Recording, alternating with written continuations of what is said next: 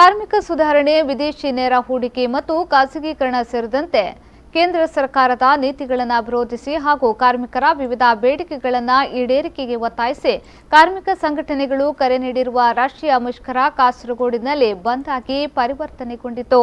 Bus ಸಂಚಾರ ಸಂಪೂರ್ಣ ಸ್ಥಗಿತಗೊಂಡಿತು. ಖಾಸಗಿ ಕೆಎಸ್ಆರ್ಟಿಸಿ ಬಸ್ಗಳು ಬೆಳಗ್ಗೆಯಿಂದಲೇ ರಸ್ತೆಗಿಳಿದಿಲ್ಲ. ಆಟೋ, ಟ್ಯಾಕ್ಸಿ ಚಾಲಕರು ಮುಷ್ಕರದಲ್ಲಿ ಪಾಲ್ಗೊಂಡಿದ್ದಾರೆ. ಕೆಲವು ಖಾಸಗಿ ವಾಹನಗಳು ಮಾತ್ರ ಸಂಚಾರ ನಡೆಸುತ್ತಿದ್ದು, ನಗರ ಮಾತ್ರವಲ್ಲದೆ ಗ್ರಾಮೀಣ ಪ್ರದೇಶದಲ್ಲೂ ಮುಷ್ಕರಕ್ಕೆ ಉತ್ತಮ ಬೆಂಬಲ ವ್ಯಕ್ತವಾಗಿತ್ತು. ಕೆಲವು ಅಂಗಡಿ ಮುಂಗಟ್ಟುಗಳು ಮಾತ್ರ ತೆರೆದಿತ್ತು. ಜನಸಂಚಾರ ವಿರಳವಾಗಿತ್ತು.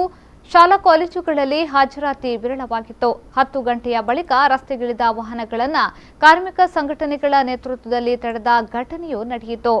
ಬಿಜೆಪಿ ಬೆಂಬಲಿತ ಬಿಎಂಎಸ್ ಹೊರತುಪಡಿಸಿ ಉಳಿದೆಲ್ಲ ಸಂಘಟನೆಗಳು ಇಂದಿನ ಮುಷ್ಕರಕ್ಕೆ ಬೆಂಬಲ ನೀಡಿದ್ದು, ಬ್ಯಾಂಕ್, ವಿಮಾ ಕಂಪನಿಗಳು, ಸಾರ್ವಜನಿಕ ವಲಯ ಸಂಸ್ಥೆಗಳು ಮುಷ್ಕರಕ್ಕೆ ಬೆಂಬಲ ಸೂಚಿಸಿದ್ದವು.